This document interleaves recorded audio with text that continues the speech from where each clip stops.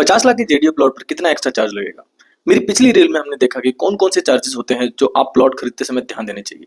चलिए अब हम इसको एक एग्जांपल से समझते हैं। मान लीजिए आप राजस्थान में एक जेडीए प्लॉट खरीद रहे हैं और उसकी कीमत 50 लाख है। अब ध्यान से समझिएगा, अगर एप्लीकेबल ट्रांजैक्शन वैल्यू 50 लाख है तो सिर्फ 50 लाख देखकर आप पूरा ट्रांजैक्शन कंप्लीट नहीं होता। सबसे पहले आता है स्टैंप ड्यूटी। 6% के हिसाब से 50 लाख पर स्टैंप ड्यूटी होगी 3 लाख रुपए। उसके बाद स्टैंप ड्यूटी पर एप्लीकेबल 13% सर चार्जेस माने तो वो हो गई 39,000 रुपए। और शेयर डीड की रजिस्ट्रेशन फीस 1% माने तो 50,000 रुपए हो जाती है।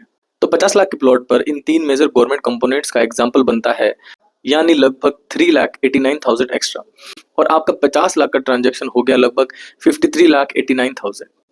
लेकिन रुकिए, यह अभी हर जेडीए प्लॉट की फाइनल एक्सक्लूसिव कॉस्ट नहीं है, क्योंकि जेडीए प्लॉट में लीज डीड, पट्टा, ट्रांसफर, आउटस्टैंडिंग लीज ड्यूज और अन्य जेडीए स्पेसिफिक चार्जेस प्रॉपर्टी की एक्चुअल स्थिति और स्कीम के हिसाब से अलग हो सकते हैं। जेडीए की ऑफिशियल वेबसाइट पर जेडीए स्कीम्स के लिए अलग लीज डीड पट्टा फी कैलकुलेटर है, जिसमें allotment date, position date, development date और एनुअल फीस रेट जैसी डिटेल्स के आधार पर कैलकुलेशन होती है। इसलिए जब कोई कहे कि जेडीए प्लॉट जो है वो 50 लाख का है तो सिर्फ 50 लाख सुनकर बजट मत बनाइए, क्योंकि प्रॉपर्टी की असली कीमत वही है जो पैसा आपको आखिरी में अपनी जेब से कुल मिलाकर देना पड़ता है। और याद रखिए, 50 लाख की प्रॉपर्टी का मतलब जरूरी नहीं है कि उसका टोटल बजट सिर्फ 50 लाख ही हो। ऐसी ही रियल एस्टेट की लीगल और फाइनेंशियल जानकारी के लिए द रियल एस्टेट रमन को फॉलो और सब्सक्राइब करें।